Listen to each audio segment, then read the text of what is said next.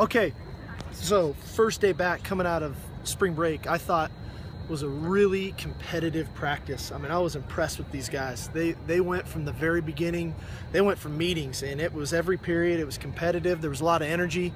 I was impressed, you know, and the challenge, like I just told them right there, was to recreate that again on Thursday and then again on Saturday, and to continue to do it over and over and over again, because that's how you get good. When the guy across from you is competing at such a high level that it forces you to compete at that level, that's how you each get better, and ultimately that's how we get better. So I was impressed with that. A guy that stood out to me was Stephen Mitchell today. I thought he had a heck of a practice. It wasn't that he had a lot of catches, he did, but it was the types of catches that he made. They were competitive catches with people around him in tight quarters, and we really think he has a chance to become a really special player, and that's the part of his game we want him to step up, and that really showed today. So that was just a couple highlights coming out of the first practice out of spring break. There have been a lot of really good receivers here the last 10 years, of course. With Steven, is there really a comparison with him? He seems a little bit different in terms of even what some of those great guys did, just with his body type and kind of that quickness in and out of the Yeah, I would say that's fair. You know, I mean, maybe the guy you could, Ronald Johnson, maybe. You know, Ronald wasn't the biggest guy, but was a speed guy. But you know, or maybe even Damian Williams played a little bit that way. But just Steven has elite, you know, cutting ability and quickness, and the key is to keep getting him the ball in space so he can utilize that. Justin Davis looked like he ran really physically today. Sure did. Kind of torn up. What did you see out of him? Well, he ran hard. You know, two guys I should have mentioned too was Justin was one. I'll get back to that, and John Plattenberg was another one. I thought John had a really physical practice as well, but Justin, he ran the ball really hard. He's catching the ball really well, and what I appreciate about it, practice is done. He has a hard physical practice, and he's over there on the jugs machine, you know, working on catching the ball even more so. So. You know, he's a guy who's, you know, he's getting a lot of the load right now with Trey not being full go for us, and he's working hard and he's taking advantage of it. Obviously, a lot of veteran guys in the defense graduating. There's that leadership acumen. Somebody has to step up. Phil, Sue has been a guy that people are bringing up. You know, what have you seen out of him? Everybody knows when you were on the field. Have you seen him taking more of that burden on himself to be that leadership figure? I think so. I think Sue, to his credit, has really matured through the process as the 5-star player coming in, being a safety, then making the transition to kind of the hybrid outside linebacker and finding his way there and being a playmaker, to now doing it with confidence and a real sense of belief and playing really physical when he's coming off the edge. And we're doing more stuff with him in coverage now, where he's even playing the deep third safety, and we're really mixing things up with him. He's embracing the role. He's coming out with an unbelievable amount of energy, which was something we really challenged him with in the offseason. And I think his energy is contagious, you know, and I think we're seeing other guys respond to that. Like I mentioned, a John Plattenberg or a Scott Felix or a Dory. I mean, these guys are all, that defense is really flying around. They're playing fast right now, which is important for us. When you look at the film so far, what's been the biggest weakness? Well, I think one, it's hard because you look at one side and then you see the other. But obviously, we turned the ball over more so offensively the first half of spring than I would have liked.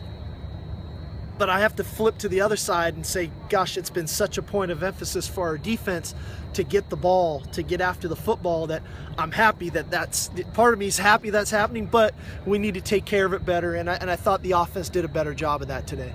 What are some of the challenges that come with having a whole week and a half off and coming back? And the biggest challenge is the guys not taking care of themselves and not being ready to go when they come back. And I've been saying this since January. This group of guys has really responded to the things that we're asking of them, and from an accountability standpoint, and it showed today. They came ready to go. They took care of themselves. They came ready to practice on Tuesday, and now we need to, you know, like I said, recreate it on Thursday. what is, I don't know if surprise is the word, or stuck out the most to you about Connor Spears?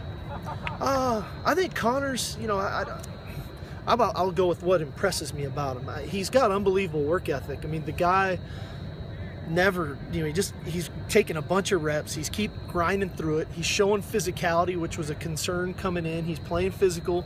He shows good ball skills. He's catching the ball well down the field. But I just like his demeanor, his work ethic. It's tight ends difficult in our system, especially because we put a lot on him.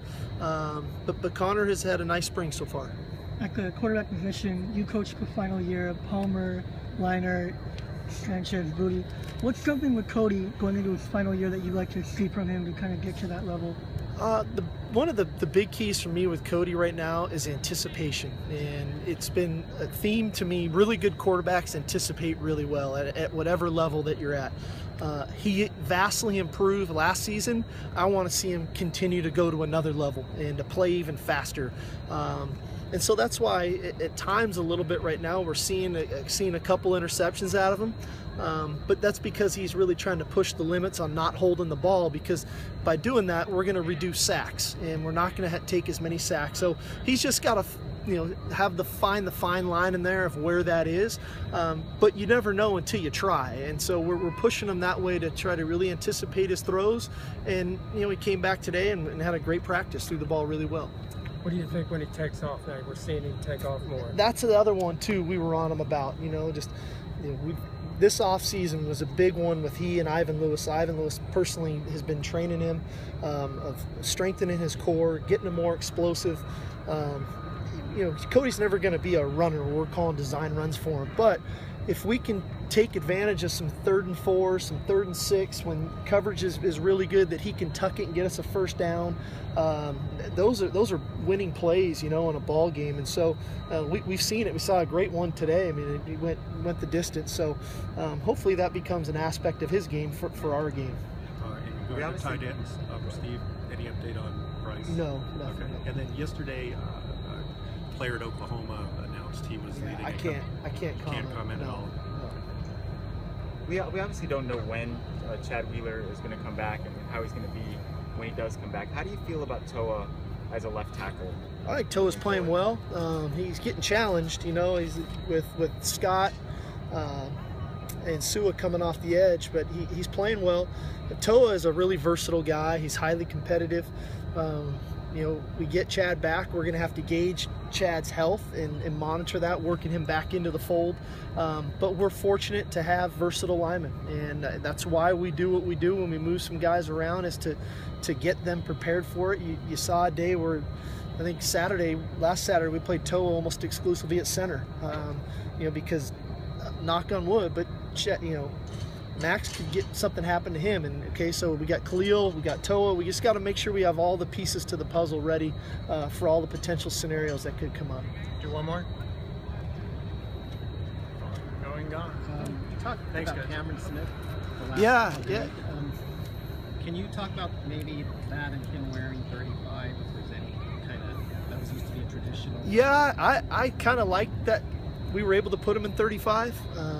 He didn't quite understand the significance of it, but this day and age, guys all want to wear single digits, but there's only so many of them, right? But so I sat him down and explained to him that when I was growing up, 35 meant a lot here, and for him to be in it and playing well, it's good for the tradition of the number.